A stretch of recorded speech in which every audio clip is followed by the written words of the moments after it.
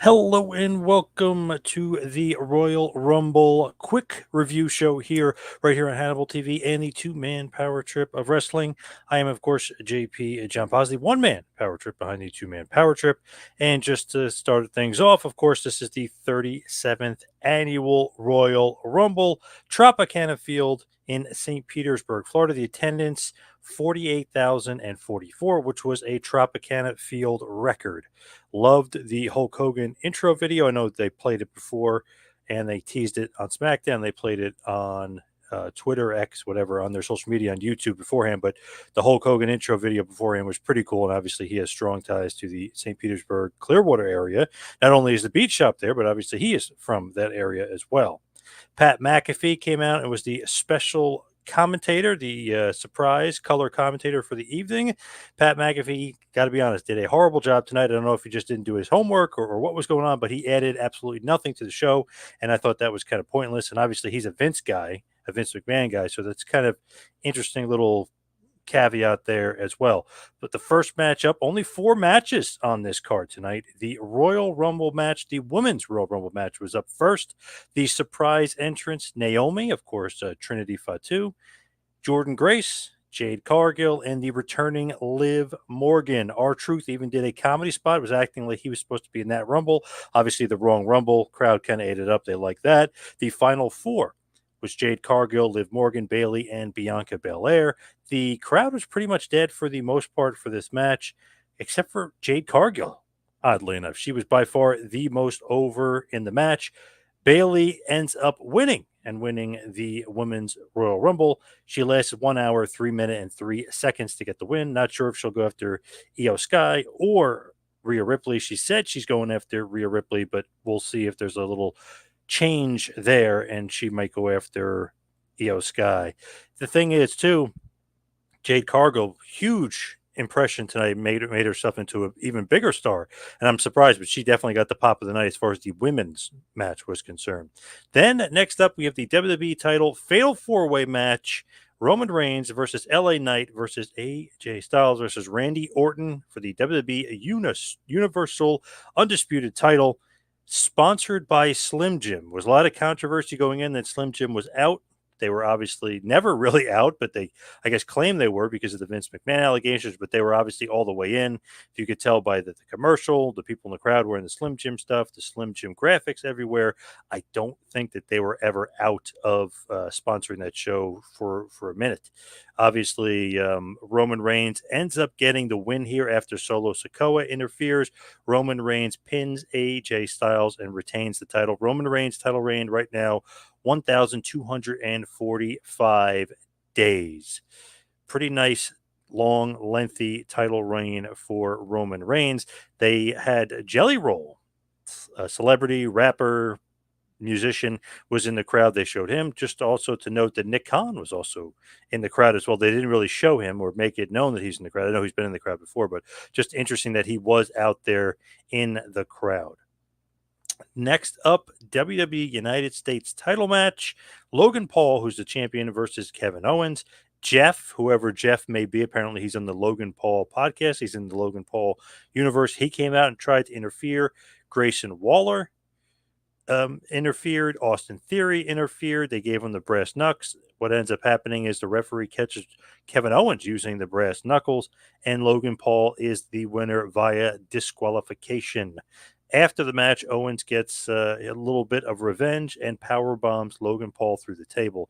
So it looks like that feud is far from over with Logan Paul and Kevin Owens. Logan Paul, of course, retains the United States Championship. Next up, we have the men's Royal Rumble match. Some surprises. Andrade, he's back, a free agent, big signing for the WWE, back from AEW.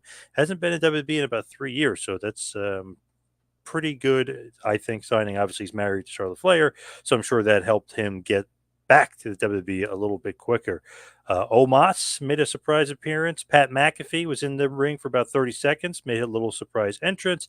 And Braun Breaker from NXT had a dominant run through the Royal Rumble, eliminating a ton of guys, including Omos and Bronson Reed and a bunch of other, not Bronson Reed, the Viking Raider, Ivar. So he did have a nice, impressive run.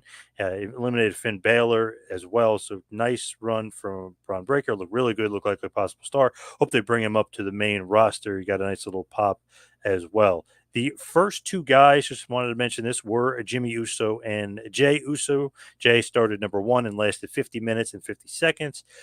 Very Demolition 1989 like, where the two they're really former tag team partners, but the two tag team partners that you wouldn't think would clash 1 and 2, clash 1 and 2. And obviously that was Demolition Access Match 89. Here, they're not really a tag team anymore, but it was just one of those kind of feelings for me of 1989 with Jimmy and Jay Uso. The final four was CM Punk, Cody Rhodes, Drew McIntyre, and Gunther. The final two, of course, were Punk and Cody Rhodes.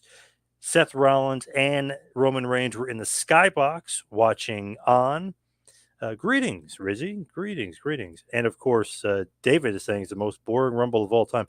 A lot of people were thinking that as well. Tony probably agrees. Yes, a lot of people were thinking that. I did kind of enjoy the final four and the end. Obviously, Punk, Cody, McIntyre, Gunther, and then Punk, Cody as the final two. And then, of course, your winner is Cody Rhodes eliminating Punk after Punk said, I didn't wait 10 years to come back and lose to Dusty's kid. He basically right after then, Cody throws him over the top and out. Back-to-back wins for Cody Rhodes, the first time in 26 years since Stone Cold Steve Austin won back-to-back Royal Rumbles in 1997 and 1998. Cody Rhodes, big win. Mike is saying here, why are people so into Cody Rhodes? I have no idea why. Oh, he's pretty over. He's definitely a star. Tony said he thought the Rumble was good. I tend to agree. I thought the Rumble went a slow start, if you will, but definitely started to pick up towards the end. I like the final two, and I do like Cody getting the win, but I guess that means we're not getting a Rock Roman at WrestleMania like we thought we were going to get. So that's a little bit of a curveball to me because I thought for sure Rock and Roman were going to headline night 2 of WrestleMania. Now, just an interesting point to note. It was said online, don't know if this is true or not, and I saw Brandon Thurston from WrestleNomics, who's a very reliable source, was saying this as well. Possibly the crowd mics were lowered. I did notice that the crowd seemed a lot more dead tonight than they normally are. So it was one of those things where I'm not sure if that's accurate, and I'd love to hear from people that were actually in the building at the Royal Rumble if this is actually true or not. But they were saying that the mics were lower due to the Vince McMahon chants and negativity and all the stuff revolving the allegations and the alleged sex trafficking and sexual misconduct that was going on with the former chairman of the board, Vincent Kennedy McMahon. So I'm not sure if that's true or false. I'd love to get to know if that was true or not, but definitely seemed like a dead crowd.